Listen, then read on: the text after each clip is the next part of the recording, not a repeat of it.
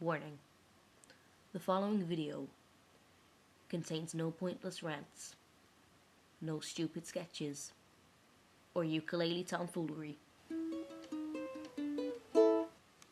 Apart from that, those with a smaller IQ than shoe size, look away now.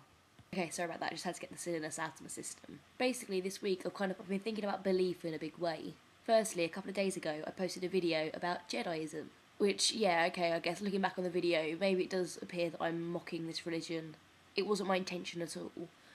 I was more mocking Daniel's approach to his religion. See, with me, I think that belief is a core part of your human emotions, really. I think it's a survival, it's what separates us from other animals.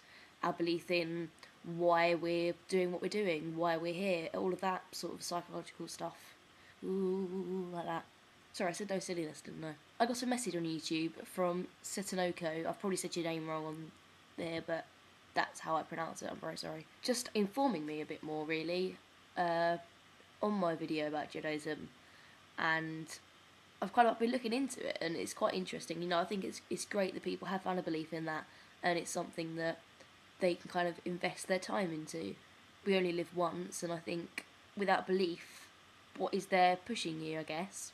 Another reason I want to talk about belief is my belief in a community.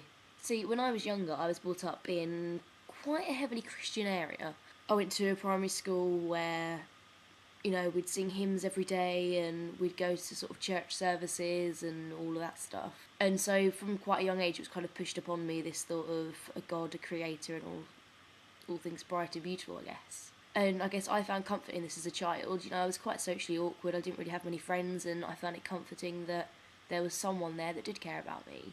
And then, of course, my world got turned upside down as soon as I went to secondary school, and I realised that there was a whole bigger universe I hadn't explored outside these four walls of the primary school I was at that I felt comfortable in. And I think as humans, we look at the unknown as fear. It's a primal thing. If you don't know it, you fear it. And for me, it was a case of, instead of injecting my fear upon the situation, it was a fear in myself that I was following the wrong beliefs, which is why I felt uncomfortable. It's probably the wrong way I got into Buddhism, but, you know, it was comforting. I wouldn't call myself a Buddhist now because I don't think I follow the belief strong enough. I'm not as passionate as I used to be about it. I mean, I think it's a good lifestyle, but as I said in my video before, I don't think that it's enough to kind of go, yeah, I'm Buddhist because I'm nice to people. That doesn't really sit with me. I sound so street then. But I never really felt like I was accepted into a community anywhere. You know, I had a few friends here and there, I had a few little groups, but I was just always kind of a bit of a floater around, really, at school. Even in my adult life, I mean, I travel a lot with my work, and I don't really get time to make close friends. I have made a few, and I do try and keep in contact with them, but again, I'm very scattered with my friendship group. Now, when I logged onto my YouTube today and I found I've got to 70 subscribers, that felt really good for me. 70 might not seem a lot to some people, or bigger names on YouTube, but I don't care. I really don't care.